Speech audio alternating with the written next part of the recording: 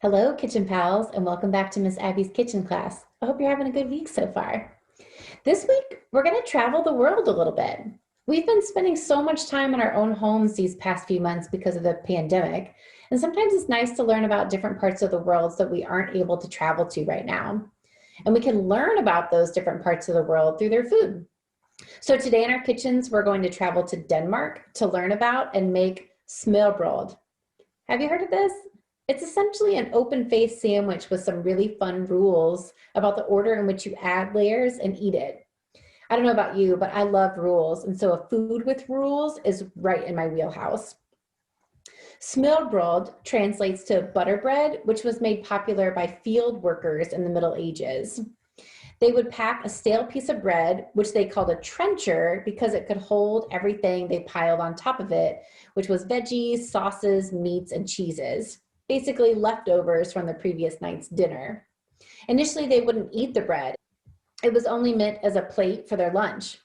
Eventually, they came to realize that the bread became fairly tasty and less stale as it soaked up everything they'd piled onto it, so they started eating the bread too. There's no doubt that this word might be hard for many of us to pronounce, but we shouldn't let the unknown or our fear of sounding silly prevent us from learning or discovering new delicious foods. To make smørrebrød, we're going to start with a hearty brown bread called Pumpernickel. I was going to make this bread from scratch, but decided to save that for a future episode. So rule number 1 with smørrebrød, a thick layer of butter. The butter should be thick enough to leave teeth marks when you bite into it. Rule number 2 with smørrebrød, you have to eat this meal with a knife and a fork. You can't just pick it up like a sandwich and eat it. Rule number 3 with smørrebrød is that you basically want to choose a protein, a sauce, and something crunchy for each separate slice of bread. Okay, so those are the general rules of smørrebrød. So let's get to the kitchen and make some. Hey Kitchen Pals, welcome back to the kitchen. If you remember, I'm going to make 2 types of smørrebrød in my kitchen today, but remember there are quite a few variations that you can do. So for my supplies today, I have my cutting board, I have my very sharp knife, and I also have a butter knife that I'm going to use. And then for my ingredients, I have 2 trios. So I have Havarti cheese, tomato, and spinach, and then smoked salmon, cucumber, and horseradish sauce. And then of course I've got my pumpernickel bread and then my butter to spread on it. For other trios, if you remember from last week of things that you can do salami, tomato, and red onion circles, or you can do avocado, soft-boiled egg, and tomato, or pickled herring, red onion circles, and diced pickle.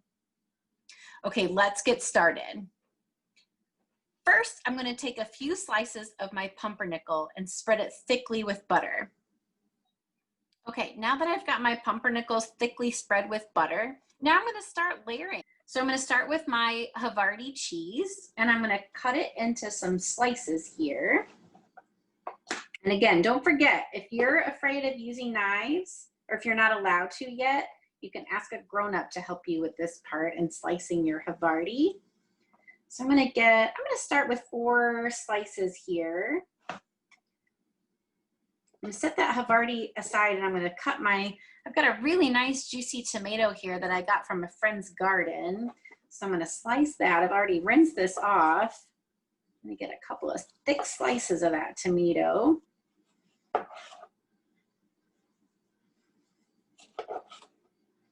Okay. Now I'm just going to kind of start layering here. So I'm going to start with this slice of Havarti, and I'm going to tuck a tomato under that, and then do 1 more Havarti slice with a tomato under that, another Havarti slice, and another tomato slice. So that looks kind of nice there. And then I'm going to tuck some spinach under there. I really love spinach. This is something that my sister and I always get a lot of as a kid and continue to eat a lot of as an adult.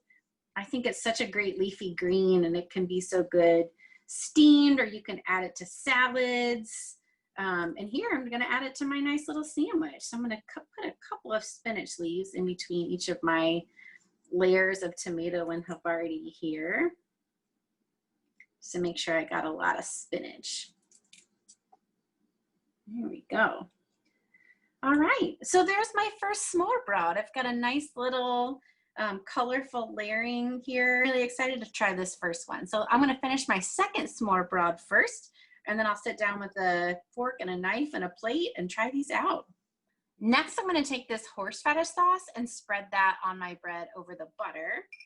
And then I'm gonna just layer some of the smoked salmon with these cucumbers. So the horseradish sauce will give it a nice little spicy kick. So if you like a little bit of spice and you wanna try some of that spice on your sandwich here today, you're welcome to do so.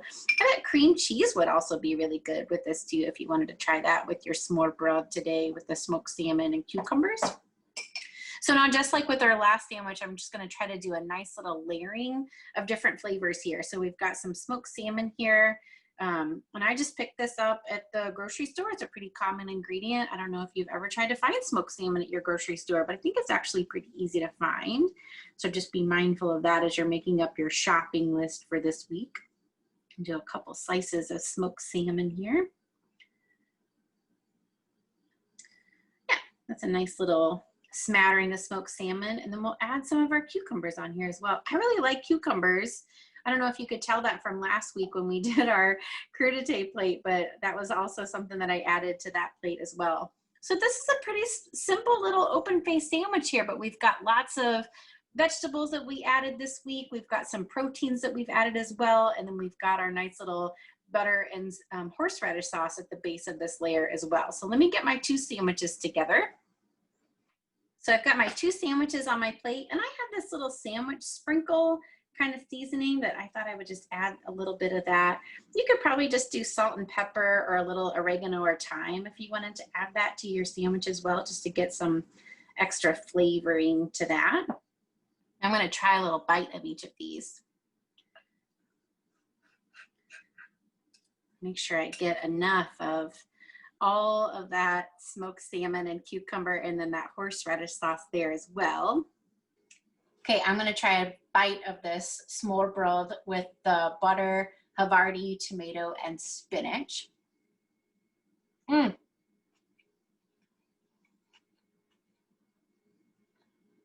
It's so good. It's so good. I really love how hearty that bread is. And then the cheese has such a nice bite to it to go along with the tomato and spinach. That's a great flavor combination. And now for a bite of the smoked salmon with cucumber and horseradish sauce. I